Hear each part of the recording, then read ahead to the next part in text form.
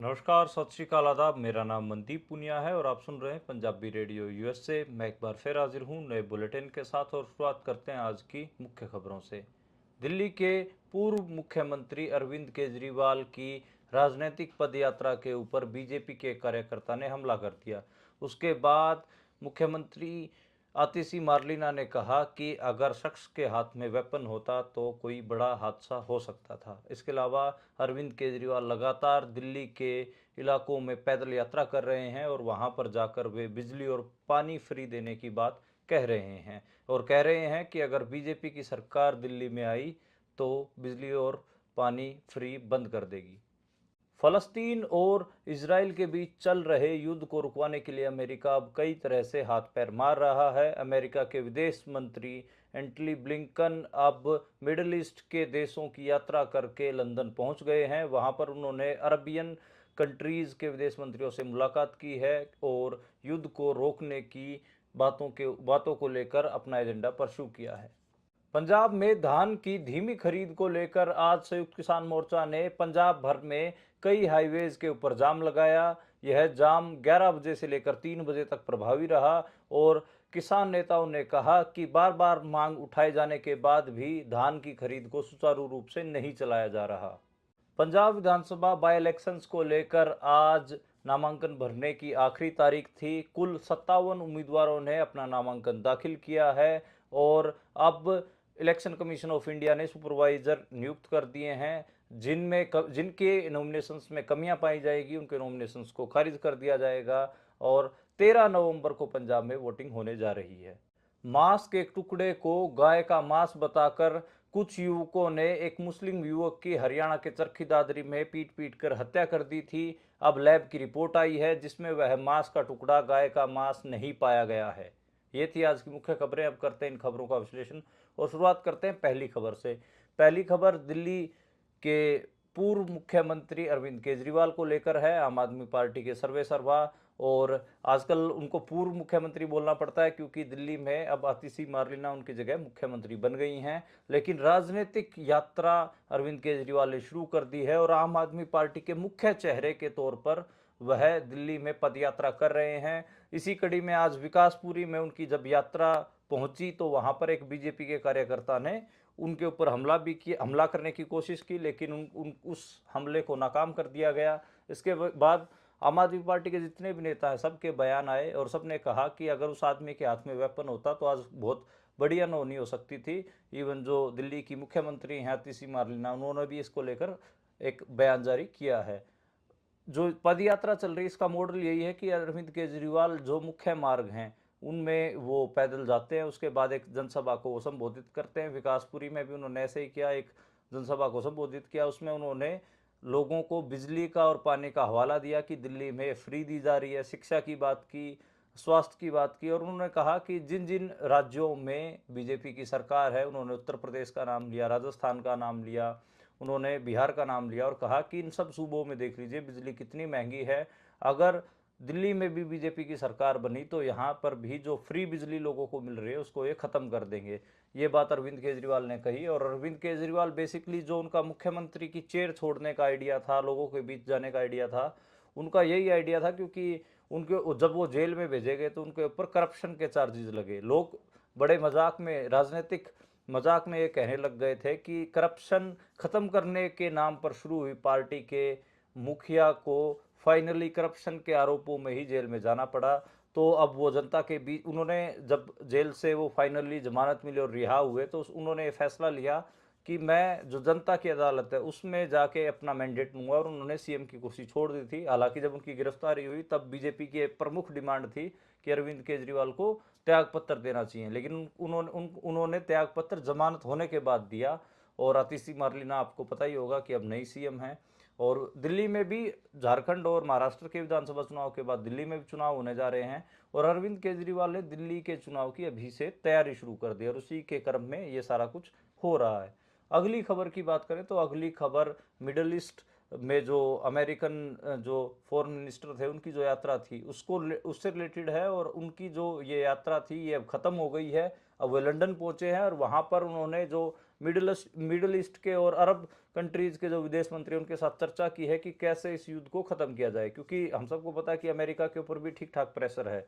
और अमेरिका भी ये बात बोल रहा है कि जो इसराइल और गजा जो पूरा इसराइल और फ़लस्तीन का जो युद्ध चल रहा है उसमें बातचीत भी रुकी हुई है, वो दोबारा से शुरू होनी चाहिए, क्योंकि अब तो जो हमास का चीफ था याह्या सिनवार, बड़ा नेता, उसको भी मार दिया गया है। तो उन्होंने कहा है कि अब कहीं ना कहीं कुछ चीज़ों को लेकर आगे बढ़ना चाहिए। इसको जो हमास के लोग हैं उनका भी यही कहना है कि इजराइल शर्तों पर सहमत हो जाता है, पर जब युद्ध युद्ध के ऊपर बात आती है तो वो युद्ध रोकने को तैयार नहीं होता है। तो यानी कि वो कह रहे हैं कि मतलब हमास की शर्तें, कई शर्तें मान लेता है इजराइल जब टेबल टॉक चलती है, लेकिन युद्ध रोकने के लिए वो तैयार नहीं होता है।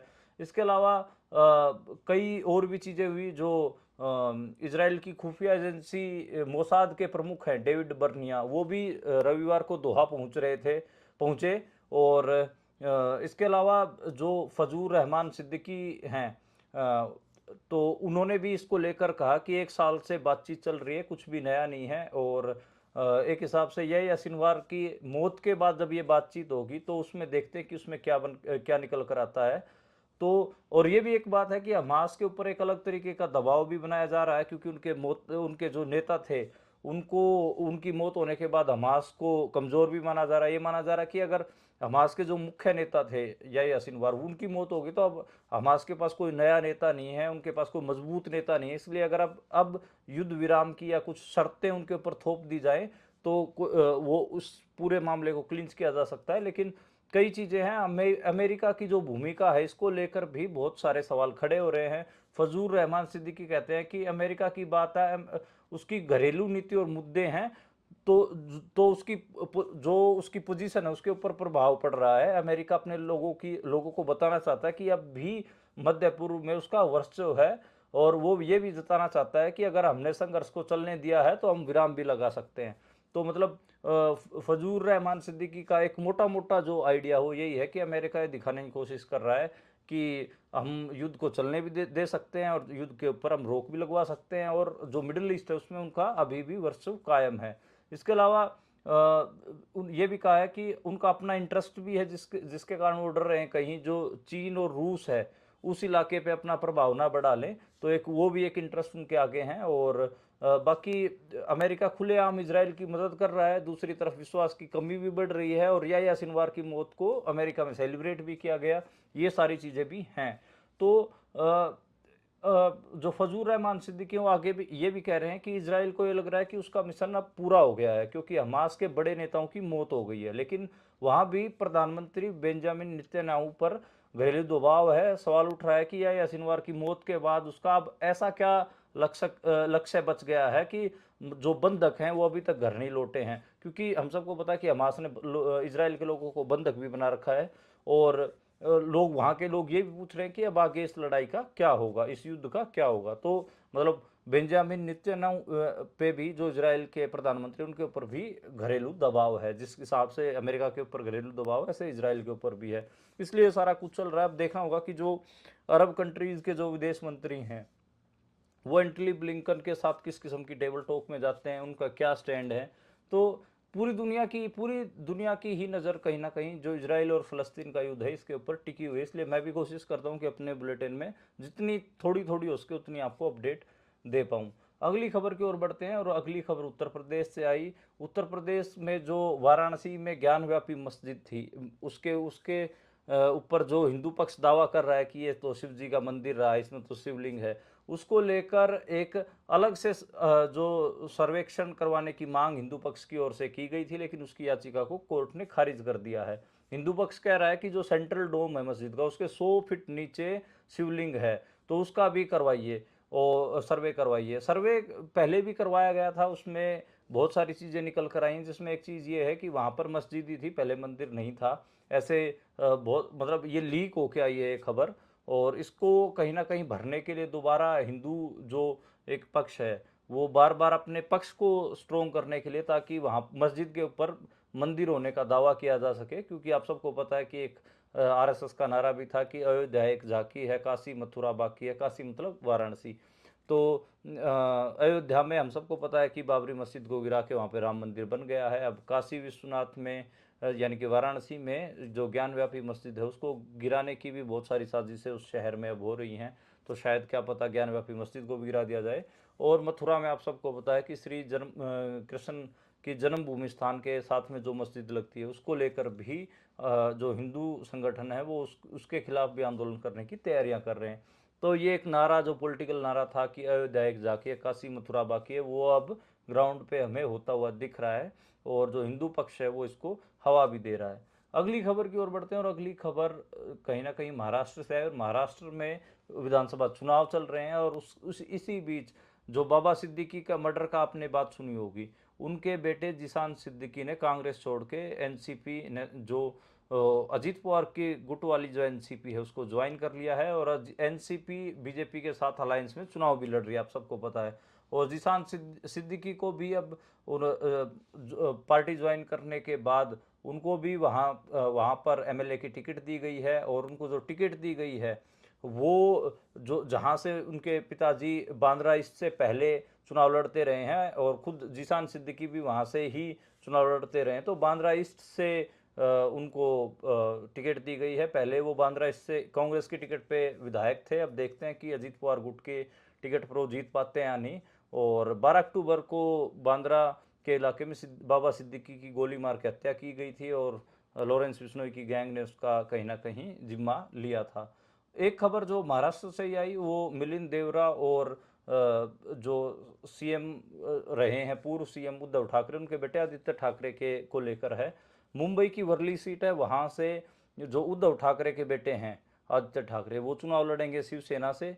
और शिवसेना एकनाथ शिंदे की जो पार्टी है वहाँ उसकी टिकट पे मिलिंद देवरा वहाँ से चुनाव लड़ेंगे। मिलिंद देवरा कांग्रेस के नेता होते थे, लेकिन अब वो एकनाथ शिंदे की शिवसेना में चले गए हैं, यानी कि बीजेपी में चले गए हैं। और पेट्रोलियम मंत्री रहे वो, कांग्रेस ने उनको बहुत बड़ा बनाया, लेकिन जैसे ही सत्ता कांग्रेस की सत्ता गई वो छाल मार गए और छाल मार के वो एकनाथ शिंदे के रथ में सवार हो गए हैं। खैर अब वो चुनाव लड़ रहे हैं, तो देखते हैं कि क्या मामला क्या रहता है। और 20 नवंबर को इलेक्शन होने वाले हैं महाराष्ट्र में। महाराष्ट्र हरियाणा जो पूरी मुल्क की जो राजनीति है, भारत मुल्क की जो राजनीति है उसमें एक बड़ा राज्य है, जैसे उत्तर प्रदेश, महाराष्ट्र, इन दो सूबों की जो राजनीति है वो प्रभावित करती है। तो महाराष्ट्र इसलिए इस लिहाज से बहुत अहम है। अब देखना होगा कि महाराष्ट्र में क्या चीज़ें निकल कर आती हैं। अगली खबर की बात करें तो अगली खबर इसराइल ने जो हमला किया था लेबनान में, वहाँ पर 3 पत्रकारों की मौत हो गई है। प्रत्यक्षदर्शियों का कहना है कि दक्षिण पूर्वी लेबनान में जिस इमारत के ऊपर इसराइल ने हवाई हमला किया है उसमें पत्रकार ही रहते हैं। और ये एक मतलब ओपन फैक्ट था। और उस बिल्डिंग के बाहर भी बड़ा प्रेस लिखे हुए बहुत सारे व्हीकल खड़े थे। और ये ज़्यादातर जो पत्रकार थे, जिनमें 3 पुरुष पत्रकारों की मौत हुई है, ये हिजबुल्ला के टीवी चैनल अल मनार और अल मयादीन टीवी के लिए काम करते थे। और कहीं ना कहीं ये लेबनान के जो सूचना मंत्री उन्होंने कहा है कि इजराइल ने जानबूझकर हमला किया और उन्होंने इसे वॉर क्राइम यानी युद्ध अपराध करार दिया है। और ये भी कहा है कि पत्रकार तो जो इन्फॉर्मेशन ही फैलाने वाले लोग हैं उनके ऊपर हमला क्यों किया गया है। मतलब ये दुनिया भर के पत्रकारों को लेकर भी है कि सभी दुनिया भर के जितने भी पत्रकार हैं, जो अभी मेरे को कुछ एक आध हमारे साथ सुन भी रहे होंगे, उनको भी आवाज़ उठानी चाहिए कि ठीक है कि आप वॉर जोन में हो, लेकिन वॉर जोन में पत्रकारों की सेफ्टी का भी एक मामला। पत्रकार कोई वहाँ पर बम बंदूकें थोड़ी ना सप्लाई कर रहा हो, तो इन्फॉर्मेशन ही बाहर निकाल रहा है, दे रहा है। तो उनकी मेरे हिसाब से उनकी सेफ्टी भी होनी चाहिए। और दोनों ही चाहे आपस में देश लड़ रहे हों, उनको पत्रकार को नहीं मारना चाहिए। इसराइल कहीं ना कहीं बिलो दी बेल्ट हमले आजकल लेबनान में कर रहा है। और वही ये मुझे दिखता है कि जो ये पत्रकार थे, ये अलमनार का हो या फिर अल मयादीन का टीवी का हो, 3 पत्रकार हैं, ये तीनों की मौत हुई है। और कहीं ना कहीं ये सीरियस सवाल खड़े करता है कि प्रेस फ्रीडम की बात करने वाले अमेरिका जैसे लोग जो इसराइल को सपोर्ट कर रहे हैं, उनको भी इस मामले में बोलना चाहिए कि भाई पत्रकारों को कम से कम इस युद्ध में टारगेट ना किया जाए। अगली खबर की बात करें तो अगली खबर, सुप्रीम कोर्ट ने जो दिल्ली शराब नीति घोटाला था उसमें जेल में बंद आखिरी जो आरोपी अमनदीप सिंह ढल, उसको भी जमानत दे दी है। उससे पहले चाहे अरविंद केजरीवाल हों, मनीष सिसोदिया हों, सांसद राज्यसभा के संजय सिंह हों, बीआरएस की नेता के कविता हों, सबको जमानत दे दी गई थी। आखिरी ये अमनदीप ढल बचे हुए थे इनको भी अब दे दी गई है। और कहीं ना कहीं ये दिल्ली शराब नीति घोटाले को बीजेपी अब दिल्ली के चुनाव में उनके खिलाफ भी इस्तेमाल करेगी। अगली खबर की ओर बढ़ें तो अगली खबर पंजाब से आई और पंजाब में जो संयुक्त किसान मोर्चा है, आज उन्होंने 11 बजे से लेकर 3 बजे तक पंजाब के हाईवेज को जाम किया। मुद्दा आप सबको पता है, पिछले कई दिनों से मैं बुलेटिन में बोल भी रहा हूँ कि धान की उठान नहीं हो रही है, यानी कि धान किसान मंडियों तक लेके जा रहे हैं लेकिन वहाँ पर खरीद नहीं हो रही है, बहुत धीमी खरीद है, जिसके कारण किसान परेशान हो रहे हैं। संयुक्त किसान मोर्चा ने कहा कि हम बार बार ये मुद्दा उठा रहे हैं, बार बार मुद्दा उठाने के बावजूद भी धान की खरीद में तेज़ी नहीं की जा रही, और उन्होंने केंद्र सरकार और पंजाब सरकार दोनों को ही इसका जिम्मेदार ठहराया है। और इसको लेकर आज बड़े आंदोलन अलग अलग स्टेट हाईवेज के ऊपर, नेशनल हाईवेज के ऊपर हमें देखने को मिले, और 11 से 3 बजे तक जो किसानों ने सड़क को जाम रखा। अगली खबर की बात करें तो अगली खबर एसजीपीसी चुनाव के बारे में है। और पंजाब में एसजीपीसी चुनाव में जो अकाली दल का बागी धड़ा है, उससे जो प्रेसिडेंट का चुनाव लड़ रही हैं बीबी जगीर कौर, और जो एडवोकेट हरजिंदर धामी हैं जो एसजीपीसी के प्रधान भी हैं, वो अकाली दल के ऑफिशियल कैंडिडेट हैं, और दोनों एक दूसरे के ऊपर जुबानी हमले कर रहे हैं। जो जगीर कौर हैं उन्होंने कहा है कि राजनीतिक लोगों ने संस्था को खतरे में डाल दिया है, एसजीपीसी कंपनी की तरह बन गई है और जिसके बॉस सुखबीर बादल हैं। तो ये आरोप बीबी जगीर कौर ने लगाए हैं। एडवोकेट हरजिंदर धामी कह रहे हैं कि बीजेपी की मदद से, पैसे से अब लोगों को खरीदा जा रहा है, और कहीं ना कहीं एसजीपीसी के ऊपर बीजेपी कब्जा करना चाहती है। और एक और भी कई सीरियस आरोप जो हरजिंदर सिंह धामी उन्होंने लगाए हैं। तो ये दोनों ही गुट अब प्रेस कॉन्फ्रेंस भी कर रहे हैं, शहर दर शहर फिर भी रहे हैं, ताकि अपने लिए समर्थन जुटाया जा सके। और अब की बार एसजीपीसी के इलेक्शन के ऊपर सभी की निगाहें हैं, क्योंकि सुखबीर बादल का राजनीतिक करियर भी स्टेक पे लगा हुआ है। वो भी अगर सुखबीर बादल के धड़े से एसजीपीसी के प्रधान नहीं बने तो सुखबीर बादल के लिए बहुत मुश्किलें खड़ी होने वाली हैं, ये हम सबको पता है। अगली खबर की ओर बढ़ें तो अगली खबर पंजाब विधानसभा बाई इलेक्शंस के बारे में है। आज आखिरी डेट थी नॉमिनेशंस की, और लगभग 57 कैंडिडेट्स ने अपने जो नॉमिनेशन है वो फाइल किए हैं। चुनाव आयोग ने ऑब्जर्वर नियुक्त कर दिए हैं, सुपरवाइजर नियुक्त कर दिए हैं। इन 4 सीटों में आपको पता है डेरा बाबा नानक, चब्बेवाल, गिदड़बाहा और बरनाला। इनमें 3 सीटें तो ऐसी हैं, 3 कैंडिडेट तो ऐसे हैं जो 2 तो पत्नियां हैं जो सांसद बने हैं, एक उनका बेटा है। जो चब्बेवाल से जो विधायक थे और अब वो सांसद हो गए हैं, उनके बेटे डॉक्टर ईशांक आम आदमी पार्टी से चुनाव लड़ रहे हैं। गिदड़बाहा से जो राजा वड़िंग थे, उन्होंने अपनी पत्नी को ही, अमृता वड़िंग को ही टिकट दिलवाया। गिदड़बाहा से कांग्रेस की वो कैंडिडेट हैं। ऐसे ही जो रंधावा साहब हैं, उन्होंने डेरा बाबा नानक से अपनी पत्नी को ही कैंडिडेट बनवाया कांग्रेस की तरफ से। तो थोड़ा परिवारवाद भी दिख रहा है। इसके अलावा जो नॉमिनेशन से पहले शक्ति प्रदर्शन किए सभी नेताओं ने, और अब की बार बहुकोणीय मुकाबले हैं। ये नहीं है कि जो फाइट है वो सिर्फ आम आदमी पार्टी या कांग्रेस में है, बीजेपी भी एक बड़ी फोर्स बन के उभर रही है। हालांकि अकाली दल बाहर हो गया है, चुनाव नहीं लड़ रहा है। 1992 के बाद ये पहला मौका है जब अकाली दल चुनाव नहीं लड़ रहा है, तो एक बड़ी चीज़ है। और इसके अलावा तो जो अमृतपाल सिंह के साथी हैं, उन्होंने भी चुनाव लड़ने से इनकार कर दिया। चाहे कलसी हों, चाहे कुलवंत सिंह राउके हों, चाहे भगवंत सिंह हों, ये सारे चुनाव लड़ना चाह रहे थे। बरनाला से कुलवंत सिंह लड़ना चाह रहे थे। आप सबको पता है कि डेरा बाबा नानक से दलजीत सिंह कलसी चुनाव लड़ना चाह रहे थे, और कुलवंत सिंह राउके और भगवंत सिंह गिदड़बाहा की सीट से चुनाव लड़ने की घोषणा कर रहे थे। वो वहाँ से चुनाव लड़ना चाह रहे थे, लेकिन इन सभी साथियों ने, जो अमृतपाल सिंह के साथी हैं, उन्होंने चुनाव ना लड़ने का फैसला लिया है। और जो कैप्टन अमरिंदर सिंह हैं, उन्होंने भी अपनी पार्टी अलग से बनाई थी, वो भी अब सरगर्म दिख रहे हैं। और वो खन्ना में अनाज मंडियों में पहुंचे, किसानों से भी बातचीत की। लेकिन कैप्टन अमरिंदर जितना बड़ा पॉलिटिकल फिगर पंजाब की पॉलिटिक्स में होते थे, इन बाई इलेक्शंस में वो उतना दिख नहीं रहे हैं, और उनके लिए खासी दिक्कतें खड़ी हो गई हैं। अगली खबर की बात करें तो बाबा सिद्दीकी मर्डर केस में एक अपडेट है। लॉरेंस बिश्नोई के 7 शूटर्स को गिरफ्तार किया जा चुका है, एक पंजाब से पकड़ा गया है।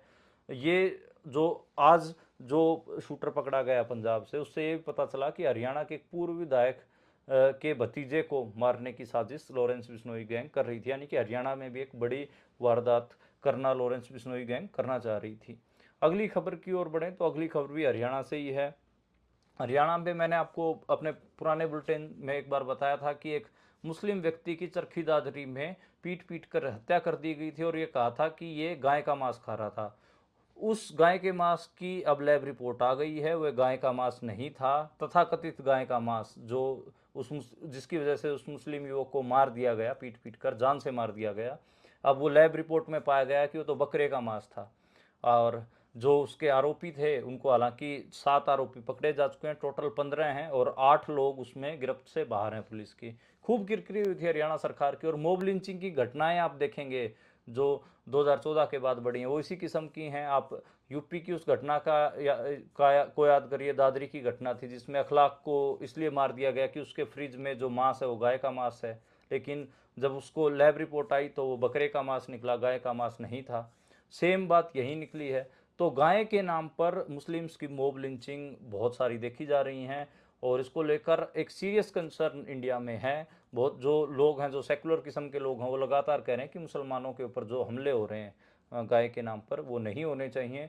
लेकिन हम सबको पता है कि जो एक बहुसंख्यकवाद कहिए या फिर आप हम कहें कि हिंदुत्व की राजनीति कहिए, जो हिंदुत्ववादी ग्रुप हैं वो इन मोब लिंचर्स के साथ खड़े मिलते हैं और ज़्यादातर में ये गोरक्षा बना के, हिंदू रक्षा दल बना के इस किस्म से ये लोग कार्रवाइयाँ करते हैं। तो इसको लेकर काफ़ी बड़े सवाल हरियाणा में और पूरे भारत में खड़े हो रहे हैं। आज के लिए इतना ही। कल दोबारा मुलाकात होगी नए बुलेटिन के साथ, नए विश्लेषण के साथ। आप देखते और सुनते रहिए।